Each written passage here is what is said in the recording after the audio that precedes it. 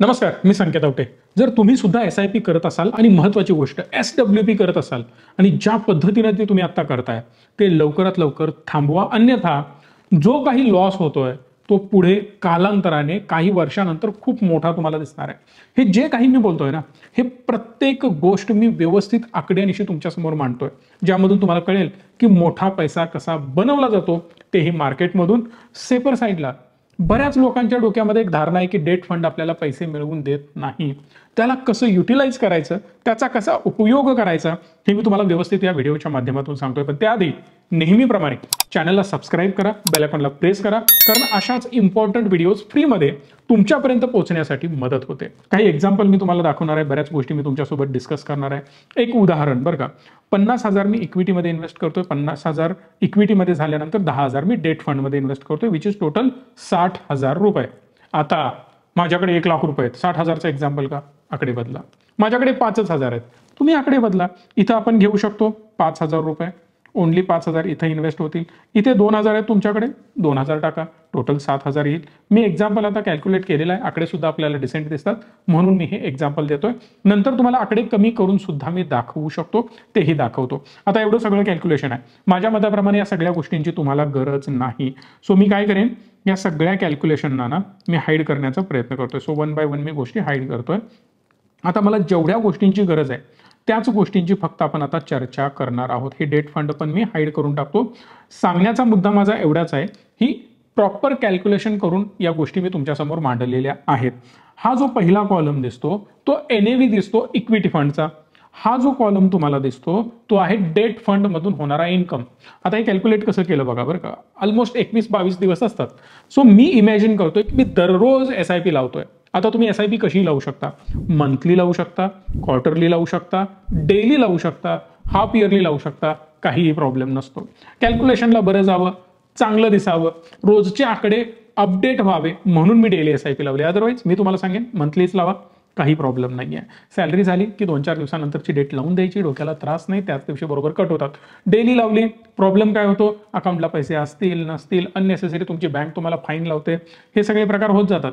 So better way आहे monthly लावायची. जे लोक बिझनेस करतात, BC वगैरे बघतात, रोज पैसे कुणाला तरी देत असतात, या लोकांनी डेली SIP लावून टाकायची. ज्याचा छोटा मोठा व्यवसाय आहे किंवा जे काही तुम्ही डेली काम करत असाल त्यामधून डेली कमाई तुमची होते, अकाउंटला पैसे येतात, त्या लोकांनी डेली SIP लावावी, काही इश्यू नाहीये. सो जर मी 50,000 रुपये पर मंथ भरतोय तर डेली मी 2,273 रुपये भरतोय. कमेंटमध्ये लिहू नका बरं का ही माझी महिन्याची कमाई आहे म्हणून, अदरवाईज प्रॉब्लेम होतात. कारण अशा मी कमेंट वाचतोय, ही निगेटिव्हिटी पहिल्या डोक्यातनं काढून टाका.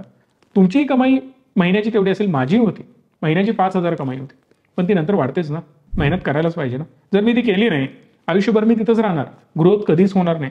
सो कधीही माइंडसेट थोडासा आपला बेटर राहू दे, हीच अपेक्षा आहे. आता ही डेली इन्व्हेस्टमेंट तर मला कळाली. ही जी मी डेली इन्व्हेस्टमेंट करतोय कशामध्ये, तर डेट फंडमध्ये. ही जी व्हॅल्यू आहे ही क्लिअरली डेट फंडची आहे. हवं तर इथं मी पुन्हा एकदा पुढे लिहू शकतोय, डेट फंड याचे रिटर्न्स आहेत हे. आता हे डेट फंडमधून जे मिळणारे रिटर्न्स आहेत इथं मला दिसत आहेत. मी काय केलं, मला डेली NAV दिसते. NAV म्हणजे काय, नेट ॲसेट व्हॅल्यू. कुठलाही म्युच्युअल फंड जेव्हा तुम्ही इन्व्हेस्ट करताना त्यामध्ये NAV असतो, नेट ॲसेट व्हॅल्यू. जेव्हा मी इन्व्हेस्टमेंट करणार त्यावेळी त्याची काहीतरी व्हॅल्यू असायला पाहिजे ना. एखादी वस्तू जेव्हा मी बाय करणार त्याची काहीतरी प्राइस मला MRP माहिती असायला पाहिजे. तीच MRP, तीच NAV, तीच म्युच्युअल फंडची व्हॅल्यू इथं तुम्हाला दिसते. म्हणजे 10 रुपयाला NAV असताना मी सुरुवात केली. कधी, 2/3/2020. 2020 साली मार्च महिन्यामध्ये मी सुरुवात केली. मार्केट टॉपला असताना पैसे टाकायला चालू केले. लॉस होणार आहे पुढे आणि दिसतोय पण, कारण 2020 मध्ये मार्केट क्रॅश झालेलं होतं आणि इथं तुम्हाला हा क्रॅश होताना पाहायला मिळत असेल बघा. 8 वर आला, 7 वर आला. जर हा खाली पडतो याचा अर्थ माझा लॉस होतो. 10 वरून 8 वर आला, अहो फक्त 10 वरून 8 वर आला नाही साहेब, 20% क्रॅश विदिन 1 मंथ होऊ शकतं. ते इथं झालेलं आहे. मी इथे काय केलं, 50,000ची SIP लावली. इथं मी काय केलं, 45,000ची SIP लावली आणि इकडे मी 5,000 रुपये इकडे टाकलेत. हे आपण हवे तसे बदलू शकतो. इथं मी 10,000 करू शकतो, इथं मी 5,000 सुद्धा करू शकतो. पण मी मुद्दाम इथे 10,000 करतोय बरं का, समजून घ्या. का करतोय ते मी ऑटोमॅटिकली पुढे तुम्हाला सांगेन. जस्ट मी आता चेंज केलं. कॅल्क्युलेशन बनवताना 5,000नीच बनवलेलं होतं. ऑटोमॅटिकली आकडे इकडचे चेंज होतील, डोंट वरी. जर मी इथं समजा 25,000 केलं ना, तुम्ही बघाल इथले आकडे तुम्हाला बदलताना दिसतील. बघा इथं 1000 झाले, पण तेच मी परत 5000 वर 10000 वर आणलं, इकडच्याकडे तुम्हाला बदललेले दिसतात. सो याप्रमाणे ऑटोमॅटिकली ते बदलत राहतील. एनएव्ही जर तुम्ही बघितला तर इक्विटीमध्ये जेव्हा तुम्ही येता ना त्यावेळी तुम्हाला 10, 15, 20, 25, 30%, 50% रिटर्न वगैरे दिसतात. सब्जेक्टेड टू मार्केट रिस्क असतात, हे मला सांगायची गरज नाहीये. डेट फंडमध्ये मात्र मला ॲव्हरेज 10, 15, 20% रिटर्न मिळत नाहीत. 6%, 7%, 8% याच रेंजमध्ये आपण खेळत राहतो. मग तिकडे पैसे विचारला टाकायचे. त्याचंच एक्झाम्पल मी इथं तुम्हाला देतोय. जर समजा मी महिन्याला इथे 50,000 रुपयांची SIP करतोय, तो कॉलम हा आहे. दुसरा व्यक्ती काय करतो, बी नावाचा, तो 45,000ची SIP करतो आणि इकडे 5,000ची SIP करतो. असंही तुम्ही डिफरन्शिएट करू शकता. अदरवाईज ॲट अ टाइम सगळी अमाऊंट इथं टाकू शकता. आता ज्याप्रमाणे इथं आकडे आपण बघितलेत त्याप्रमाणे जाऊ. समजा मी 45,000 रुपये इक्विटीमध्ये टाकतोय, 5,000 रुपये मी इकडे टाकतोय, टोटल 50,000ची इन्व्हेस्टमेंट झाली. याचं कॅल्क्युलेशन मी तुम्हाला दाखवतोय. जर मी असं करत गेलो तर काय होतं बघा, काही महिन्यानंतर म्हणजे 16व्या दिवशी जर तुम्ही बघितलात तर तुम्हाला दिसेल की 50,000नी इन्व्हेस्टमेंट केली होती, त्याची व्हॅल्यू झाली 34,000, पण इकडे मात्र 30,000 आणि हे 3,000, 33,000 होतील. म्हणजे मी थोडासा लॉस मध्ये आहे असं मानू शकता तुम्ही.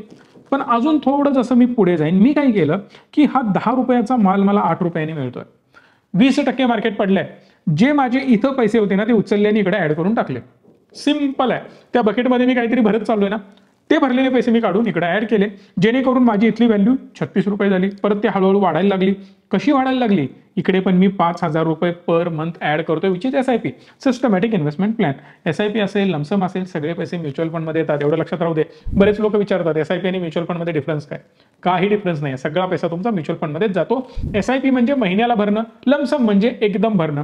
हे जे पैसे मी 3400 रुपये ऍड केले, which is called lump sum amount भरणे, त्याच स्कीम मध्ये एक बकेट आहे, तो आपण भरत चाललोय. सिंपल लॉजिक आहे, त्या लॉजिकवर आपण आता चाललोय. यामध्ये कुठलीही तुम्हाला मदत हवी असेल डेफिनेटली मला कॉल करू शकता. हा माझा नंबर आहे, माझ्या टीमचा नंबर आहे. तुम्ही कॉल करा. कोल्हापूरमध्ये ऑफिस आहे, तुम्हाला भेटायचं असेल तर तुम्ही डेफिनेटली येऊन व्हिजिट करू शकता. सगळी माहिती दिली जाईल. सो मी इथले पैसे इथं ऍड केले. परत 8 रुपयाची NAV वाढत गेली. 9 रुपये झाला माल, महागतोय, कांदा आहे, टोमॅटो आहे, रेट फास्ट वाढायला लागलेत. वाढत वाढत गेले, 9 रुपयाला गेला, पण परत थोडा कमी आला. माझ्याकडे 15,000 साठले होते, मी इकडे ऍड करून टाकले. आज सुद्धा जे मी 45,000ची SIP करतोय त्याची व्हॅल्यू आहे 1,78,000 आणि इथं जे आहे 1,84,000, 50,000 वाल्याची. म्हणजे इथंच 50,000 ॲट अ टाइम SIP करणारा प्रॉफिटमध्ये आहे. मग तुम्ही म्हणाल असं का मला सांगताय, तर हीच स्ट्रॅटेजी आहे रिचमीची. हे रिचमी करू शकतो, मार्केटमध्ये कोणी करत नाही. हे सजेशन, अशा गोष्टी, अशा युनिक गोष्टी आणि तुम्हाला सुटेबल असणाऱ्या गोष्टी फक्त रिचमी देतोय. आणि योग्य वेळेचा मेसेज आमच्याकडून तुम्हाला येत पण असतो, हे सुद्धा लक्षात राहू दे. सो पुढे परत मी गेलो. परत इथं 12,000 एक्स्ट्रा होते माझ्याकडं. इथं व्हॅल्यू याची वाढलेली होती, पण 12,000 शिल्लक आहे. आता ते ठेवण्यात काही पॉईंट नाही, मी इथं ऍड करून टाकले. इथं मात्र 3,35,000 दिसत आहेत. आता मात्र व्हॅल्यू माझी वाढली, याची कमी झाली का, कारण जेव्हा जेव्हा माल स्वस्त मिळतो तेव्हा तेव्हा मी ऍड करतो. पहिली गोष्ट. दुसरी गोष्ट, इकडे मार्केट पडतंय पण इकडे मात्र डेट फंडाची व्हॅल्यू वाढते. Debt fund is not subjected to market risk. त्याचा आणि मार्केटचा काही संबंध नाही. ज्या गतीने FD वाढत राहते मार्केटचा काही संबंध नाही. सेम गोष्ट इथं पण होते, की तुमच्या डोक्यामध्ये आता फिट झाली असेल. सो अजून मी खाली गेलो, पैसा वाढत गेला. 12 रुपये, 13 रुपये NAV माझी इथं हळूहळू वाढताना पाहायला मिळाली, पण आणि थोडीशी कमी आली इथे. म्हणून मी 12,000 इथं साठले होते, ते मी इथं 12,000 ऍड करून टाकले. फक्त 215 इथं दिसत आहेत. ठीक आहे, काही हरकत नाही. परत काही दिवस गेले, इथं NAV माझा वाढत गेला, वाढत गेला, वाढत गेला. 14.67 झाला, पण ठीक आहे, माझ्याकडे आता 16,000 साठलेत, मी 14 रुपयाला ऍड करून टाकले. सेम गोष्ट मी करत गेलो खाली सुद्धा. इथं 15,000 ऍड केले, कारण 16.5, 16.6 एवढी NAV वाढली होती. फक्त 15,000 इथं मी ऍड केलेले आहेत 15.7 NAV असताना. आता डिफरन्स बघा, काही महिन्यानंतर, काही वर्षानंतर इथं त्याची व्हॅल्यू झालेली आहे 10,27,000 आणि याची व्हॅल्यू आहे 7,31,000. एवढा मोठा डिफरन्स. आता तुम्ही म्हणाल हा कसा, तर दॅट इज कॉल्ड बॉटम मध्ये इन्व्हेस्टमेंट करणं. मग आता तुम्ही काय म्हणाल की प्रत्येक वेळी मला बॉटम सांगा, मी एक्झॅक्ट बॉटमला पैसा टाकत जातो, एक्झॅक्ट बॉटमला माझे पैसे जातील, 25 दिन में पैसा डबल नाही होत साहेब. हे वर्क कसं होतं की सिस्टमॅटिक इन्व्हेस्टमेंट प्रत्येक महिन्याला चाललेतच चाललेत. दुसरी महत्वाची गोष्ट, जेव्हा मला बॉटम मिळेल, बॉटमच मिळेल याची गॅरंटी नसते. लक्षात घ्या. आता हे जे 15,000 आहेत ना, आपण 15.7 NAV ला टाकलाय, पण याच्या आधीची इन्व्हेस्टमेंट कितीला होती हो? 14ला होती ना, म्हणजे 14 स्वस्तच होता ना. पण त्यावेळी जर माझ्याकडे खूप पैसे असते, मी खूप टाकले असते. सिंपल लॉजिक आहे, पण तेवढे नव्हते ना माझ्याकडे. म्हणून मी पुढच्या कंपॅरेटिव्हली स्मॉल लेवलला इन्व्हेस्टमेंट करतोय. मार्केट कधीही लक्षात घ्या, वर जातं, खाली येतं, वर जातं, खाली येतं, वर जातं, परत खाली येतं. हा लो तोडला का? हा लो तोडला का? बिलकुल नाही. लॉंगर टर्मचे लो मार्केट तोडत नाही. हा इतिहास आहे. इतिहास सांगतोय मी, कुठल्याही प्रकारची गॅरंटी नाही, पण तो इतिहास आहे. मग त्या इतिहासाला अनुसरूनच आपल्या इन्व्हेस्टमेंट असणं गरजेचं आहे. थोडासा स्मार्ट डिसिजन घ्यायचा आहे. जगावेगळं काही करायचं नाही आपल्याला, कुठलाही शोध लावायची गरज नाही.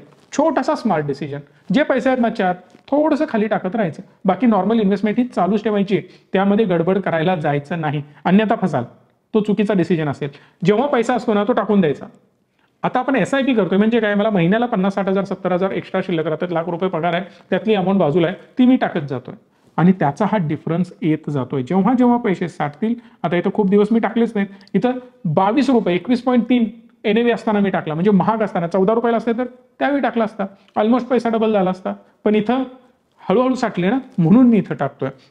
याला म्हणतात NAV प्रॉपर डाऊन असताना इन्व्हेस्टमेंट करत जाणं. यामुळे डिफरन्स काय होतो बघा, लांब जाण्याची गरज नाही. 2023 मध्येच मी दाखवतोय, इथं बनलेत 19 लाख, इथं बनलेत 29 लाख, 10 लाखाचा डिफरन्स बघा. इथं 20 लाख, इथं 30 लाख, आणि हा डिफरन्स लॉंगर टर्म मध्ये हेवी वाढत जातो. फक्त एखाद दुसऱ्या टक्क्याचा फरक पडून सुद्धा.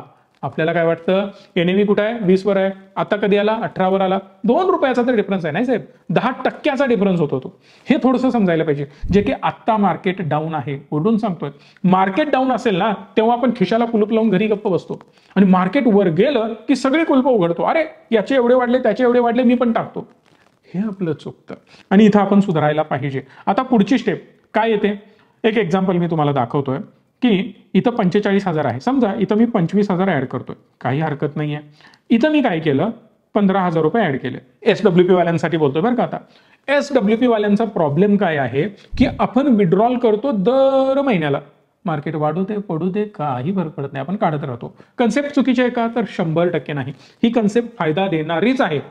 पण जेव्हा मार्केट कन्सिस्टंटली काही महिने, काही वर्ष रेंज बाउंड डाऊन ट्रेंड मध्ये असतं, त्या केसमध्ये ना आपण विचार करायला पाहिजे की यातून पैसा न काढलेला चांगला. कारण ऑलरेडी मार्केट खाली जातं, NAV डाऊन होत असतो, तुमच्या पैशाची व्हॅल्यू डाऊन होत असते, आणि त्यात मी पैसे काढून घेतोय. ही चूक आहे. पैसा टाकायचा कधी? खाली असताना. पैसा काढायचा कधी? वर असताना.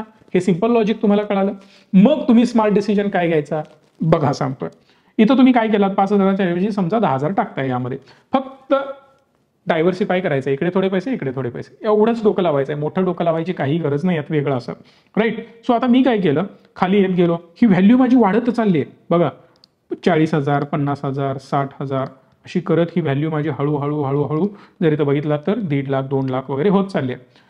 एक्झिस्टिंग फंड असेल 50 लाख, 1 कोटी, 30 लाख, 80 लाख, 70 लाख, 5 कोटी, 10 कोटी, तर त्यामधली लमसम अमाऊंटच डेटमध्ये टाकून ठेवायची आधीच. समजा एक 5% किंवा 10%, जेणेकरून काय होतं, समजा मार्केट डाऊन आहे. एक एक्झाम्पल मी तुम्हाला देतो, इथंच आपण बघूया. NAV वाढत चाललाय बघा. 16 झाला, 17 झाला, 22 झाला. आता मात्र NAV वाढतच जातोय. 23 झाला, 24 झाला. आता 24 नंतर मार्केटमध्ये करेक्शन आलं, आणि मार्केट आता खाली येताना दिसतं, आलं 21 वर बघा. इथे 21.3. आता 24 वर 21 वर येणं म्हणजे मोर दॅन 10% करेक्शन. या केसमध्ये SWP थांबवायची. पैसे कुठनं घ्यायचे? इथं सापडलेत ना साहेब, इथं ऍड केलेत ना. 2,72,000 आहेत, काढून घ्या. 50,000, 60,000, 30,000, 20,000, जी अमाऊंट पाहिजे काढून घ्यायची. यानं फायदा काय होतो की इकडची व्हॅल्यू ड्रॉप होत नाही, आणि प्लस इकडची थोडी अमाऊंट तिकडे सुद्धा ऍड करायची. इथं जसं मी 38,000 ऍड केले, तरी सुद्धा ऍड करून माझ्याकडे 2,34,000 शिल्लक राहिले. मग मला 30,000 पाहिजेत, विड्रॉ करून घ्या. 50,000 पाहिजेत, विड्रॉ करून घ्या. काम चालू राहील. परत याची व्हॅल्यू वाढत गेली वाढत गेली. मी ठरवलं होतं इमर्जन्सीला 2 लाख ठेवायचे, पण इथं याची व्हॅल्यू 3 लाख झाली. इथं मला समजा चांगला चान्स दिसतोय. NAV इथं डायरेक्ट 20 ला आली. आता मागासपासून आपण बघत होतो ना, इथं 20 ला आली, पण माझ्याकडे इथं 2,92,000 आहेत. टाका नाही इथं 50-60,000. मला फक्त 2 लाख इमर्जन्सीला इथे ठेवायचे, तरी सुद्धा 42,000 एक्स्ट्रा आहेत. PSWP बंद केली ना, 40,000 काढून घ्या. अशा प्रकारे याला वर्कआउट आपण करू शकतो आणि खूप चांगले रिटर्न गेन करू शकतो. रिटायरमेंटचा पैसा आलाय, पेन्शन नाहीये, दर महिन्याला विड्रॉल लावा. That is called SWP, systematic withdrawal plan. भलेही तुम्हाला तिथं वाटताना वाटेल की सर 6 आणि 7% रिटर्न दिसत आहेत, पण मार्केट पडताना पण ते वर जाताना दिसत आहेत ना, तो त्याचा फायदा आहे. मग त्या केसमध्ये ते छोटे मोठे रिटर्न प्लस आपली अमाऊंट ती घेऊन इकडे ॲव्हरेज करतोय आपण, त्यामुळे आपले रिटर्न अग्रेसिव्ह जाताना दिसतात. अशा प्रकारे डेट फंडाचा वापर करायचा असतो आणि एवढी वर्ष मी तेच करत आलोय. डेट फंड घ्या, लिक्विड फंड घ्या, जबरदस्त रिटर्न मिळू शकतात. फक्त थोडा स्मार्ट डिसिजन घ्यायचा. चला रिटर्न नाही मिळत मला, डेट फंड 0 रिटर्न, काही फरक पडत नाही, पण मार्केट पडताना व्हॅल्यू तीच असेल. कमी झाली का? नाही. इक्विटीची कमी होणार. नो डाऊट मार्केट कधी ना कधी वर जाणारच आहे, त्यामध्ये काही दुमत कोणाचं असायची गरज नाही. पण जर मी 2-5-10% एक्स्ट्रा कमवू शकत असेल तर प्रॉब्लेम कुठे आहे? आणि तुम्हाला वाटेल की मार्केट 20 वरून 18 वर आलं, 18 वरून परत 20 वर गेलं. ही कन्सेप्ट आता लक्षात घ्या बरं का. 10% पडलं, 10% वाढलं, पण हे मार्केट 10% वाढलेलं नाहीये साहेब. तुमच्यासाठी तेच रिटर्न 30-30, 40, 50, 60-60% असतात. तुम्ही म्हणाल 60% कसं झालं? 2 रुपयांनीच तर वर गेलंय. 2 रुपयांनी वर जाण्याचं स्पीड किती होतं? फक्त 2 महिन्यात 3 महिन्यात मार्केट रिकव्हर झालं. 2-3 महिन्यात, 3 महिन्यात पकडा, जर तुम्हाला 10% देत असेल तर 4 क्वार्टरचं जर ॲव्हरेज काढला तुम्हाला 40% रिटर्न झालं. म्हणजे ओव्हरऑल जे तुमचा रिटर्न आहे ना, तो तुम्हाला तो वाढवताना दिसतो. हे बेसिक कॅल्क्युलेशन्स आहे, खूप जास्त डीप आता जाण्याची गरज नाही. तुमचे जे काही डाऊट असतील ते मला कमेंट बॉक्समध्ये विचारू शकता.